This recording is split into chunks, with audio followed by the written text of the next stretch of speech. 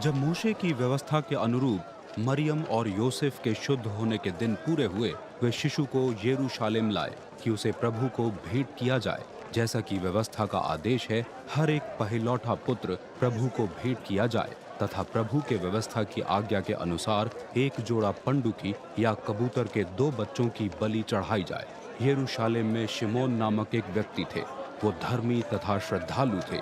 वो इज़राइल की शांति की प्रतीक्षा कर रहे थे। उन पर पवित्र आत्मा का आच्छादन था। पवित्र आत्मा के द्वारा उन पर यह स्पष्ट कर दिया गया था कि प्रभु के मसीह को देखे बिना उनकी मृत्यु नहीं होगी। पवित्र आत्मा के सिखाने पर शिमोन मंदिर के आंगन में आए। उसी समय मरियम और योसेफ ने व्यवस्था द्वारा निर्धारित विधियों को पूरा करने के उद्देश्य से शिशु यीशु को लेकर वहां प्रवेश किया।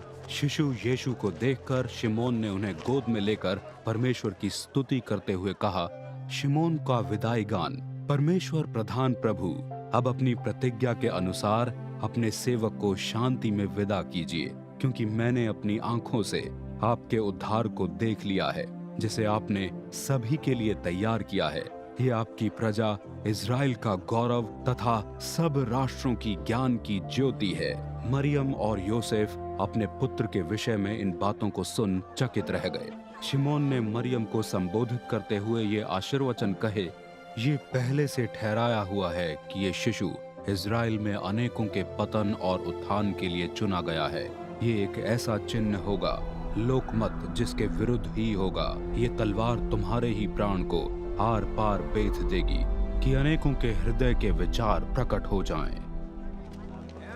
हन्ना नामक एक भविष्यद्वक्तिन थी, जो आशेर वंश के फनुएल नामक व्यक्ति की पुत्री थी।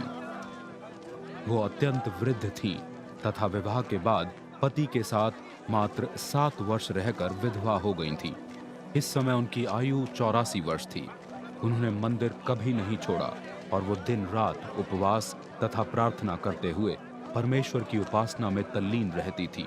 उसी समय वो वहां आई और परमेश्वर के प्रति धन्यवाद व्यक्त करने लगी। उन्होंने उन सभी को इस शिशु के विषय में सूचित किया जो यरूशलेम के छुटकारे की प्रतीक्षा में थे। जब योसेफ तथा मरियम प्रभु के व्यवस्था में निर्धारित विधियां पूरी कर चुके, वे गलील प्रदेश में अपने नगर नाजरेत लौट गए। बालक यीशु बड़े होते हुए बलवंत होते गए तथा उनकी बुद्धि का विकास होता गया। परमेश्वर उनसे प्रसन्न थे तथा वो उनकी कृपा दृष्टि के पात्र थे। मसीह यीशु के माता पिता प्रतिवर्ष फसह उत्सव के उपलक्ष्य में यरूशलेम जाया करते थे। जब मसीह यीशु की अवस्था 12 वर्ष की हुई, तब प्रथा के अनुसार वो भी अपने माता पिता के साथ उत्सव के लिए यरूशलेम गए। उत्सव की समाप्ति पर जब उनके माता पिता घर लौट रहे थे, बालक यीशु यरूशलेम में ही ठहर गए। उनके माता पिता इससे अनजान थे।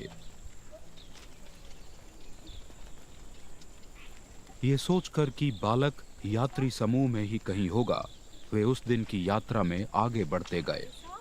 जब उन्होंने परिजनों मित्रों में मसीह यीशु को खोजना प्रारंभ किया, मसीह यीशु उन्हें उनके मध्य नहीं मिले, इसलिए वे उन्हें खोजने यरूशलेम लौट गए। 3 दिन बाद उन्होंने मसीह यीशु को मंदिर परिसर में शिक्षकों के साथ बैठा हुआ पाया। वहां बैठे हुए वो उनकी सुन रहे थे तथा उनसे प्रश्न भी कर रहे थे। जिस किसी ने भी उनको सुना, वो उनकी समझ और उनके उत्तरों से चकित थे। उनके माता पिता उन्हें वहां देख चकित रह गए। उनकी माता ने उनसे प्रश्न किया, पुत्र, तुमने हमारे साथ ऐसा क्यों किया? तुम्हारे पिता और मैं तुम्हें कितनी बेचैनी से खोज रहे थे। क्यों खोज रहे थे आप मुझे? मसीह यीशु ने उनसे पूछा, क्या आपको ये मालूम न था कि मेरा मेरे पिता के घर में ही होना उचित है? मरियम और योसेफ को मसीह यीशु की इस बात का अर्थ समझ नहीं आया।